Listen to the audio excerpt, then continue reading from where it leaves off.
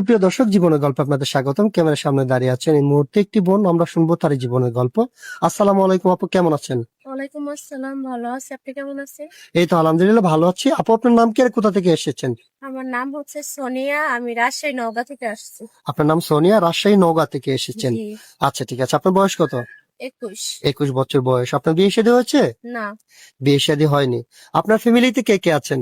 আমার ফ্যামিলিতে আমার মা আছে, আমার বাবা মারা গেছে, আমি একাই। আপনার অন্য কোনো ভাই বোন নেই? না, আচ্ছা, আপনার আব্বা কতদিন আগে মারা গিয়েছেন? 1 বছর হয়েছে। 1 বছর হয়েছে আপনার মারা গিয়েছেন। জি। তো এখন আপনার মাকে নিয়ে আপনি চলছেন কোন রকম? হ্যাঁ, আমার মাকে নিয়ে চলতাছি, একটু কষ্ট হচ্ছে। আমার মা বাসা বাড়িতে কাজ করে, এই এরকম। আচ্ছা আচ্ছা, মানে আপনার আম্মু বাসা বাড়িতে কাজ করে, হ্যাঁ। ওইভাবে আপনাদের জীবন যাপন করছেন। আপনি কি করেন?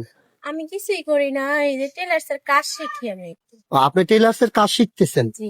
আচ্ছা আচ্ছা, ঠিক আছে, বুঝতে পেরেছি। তো আপনি আমাদের এখানে আসছেন একটা ভালো জীবন সঙ্গীর আশায়। হ্যাঁ, আচ্ছা, আপনাকে যিনি বিয়ে করবেন ওনার বয়সটা কেমন হতে হবে?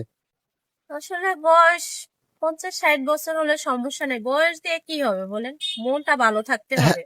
রাইট রাইট, বয়স ডাজেন্ট ম্যাটার। মানুষ যদি বৃদ্ধ হয়ে যায়, তারপরে যদি তার মন মানসিকতা ভালো থাকে, যদি আপনাকে ভালোবাসতে পারে, ভালো রাখতে পারে, আপনার কোনো সমস্যা নেই, তাই তো? না, আচ্ছা আচ্ছা, ঠিক আছে, বুঝতে পেরেছি, সমস্যা নাই। আমরা তো এই ভিডিও পাবলিক করবো, অনেক ভাই কিন্তু আপনার সাথে যোগাযোগ করতে চাবে। আপনার সাথে যোগাযোগ করবেন কিভাবে? আসলে আমার ফ্যামিলিতে সমস্যা, আমার মা আমার ফোন দেয় না। আর কিভাবে যোগাযোগ করবো? এই ভাইয়াদের নাম্বারে, স্ক্রিনের নাম্বার দেওয়া থাকবে, এই নাম্বারে ফোন দিলে আমাকে পাবে। মানে আমাদের নাম্বারে হ্যাঁ, যোগাযোগ করলে আপনাকে পাবে, আপনার জি। ব্যক্তিগত কোন ফোন না, নেই? আমার ফোন নাই। আচ্ছা ঠিক আছে, আমি বুঝতে পেরেছি। তো সুপ্রিয় দর্শক, এই মুহূর্তে ডিসপ্লেতে যে নাম্বারটি দেখতে পাচ্ছেন, এটা হচ্ছে আমাদের নাম্বার, ইউটিউব চ্যানেল কর্তৃপক্ষের নাম্বার। এই নাম্বার ইমো হোয়াটসঅ্যাপ খোলা আছে। যদি কোনো ভাই ওনার দায়িত্ব নিতে চান, তাহলে ওনার একটা ছবি স্ক্রিনশট মেরে পাঠিয়ে দিয়ে আমাদেরকে ভয়েস করবেন। আমাদের প্রতিনিধিরা আপনাদের সাথে কথা বলবে। কেউ অযথা অডিও কল, ভিডিও কল দিয়ে আমাদেরকে বিরক্ত করবেন না। আচ্ছা ঠিক আছে আপু, আমি আপনাকে আরেকটা কথা বলি। আমরা এই ভিডিও পাবলিক করার পরে দেশ থেকে, প্রবাস থেকে অনেক ভাই কিন্তু আপনার সাথে যোগাযোগ করবে, আপনার দায়িত্ব নিতে চাইবে। অনেকের 40, 45, 50 বছর হয়। আবার দ্বিতীয়ত কথা হচ্ছে, অনেকের স্ত্রী মারা গেছে, চইলা গেছে, অথবা বাচ্চা কাচ্চা হয় না। ওনার হ্যাঁ অনেক টাকা পয়সা আছে, চাইলে আপনাকে অনেক সুখে রাখতে পারবে। আপনি কি বিয়ে বসবেন? হ্যাঁ, অবশ্যই বসবো। বসবেন, মন থেকে বলছেন তো? জি।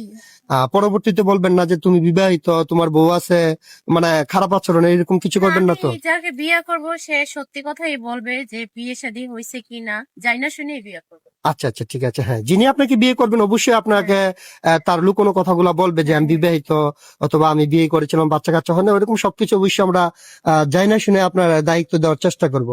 আর একটা কথা আছে, অনেক মেয়েরা ফোন নিয়ে চলে যায়, তারপরে আর যোগাযোগ করতে চায় না। এরকম কিছু করার ইচ্ছে আছে? না ভাই, আমি ওরকম ধরনের মেয়ে না, আমি ওরকম করবো না। আচ্ছা, ওইরকম করবেন না ইনশাল্লাহ। নামাজ কালাম পড়া হয়? হ্যাঁ, নামাজ কালাম পড়ি। আরেকটা কথা বলি, শিক্ষাগত যোগ্যতা কতটুকু? আমি ক্লাস 8 পর্যন্ত পড়ালেখা করছি। বাবা যেহেতু নাই ফ্যামিলিতে, অথবা আর্থিক অবস্থা খুবই খারাপ, হুম।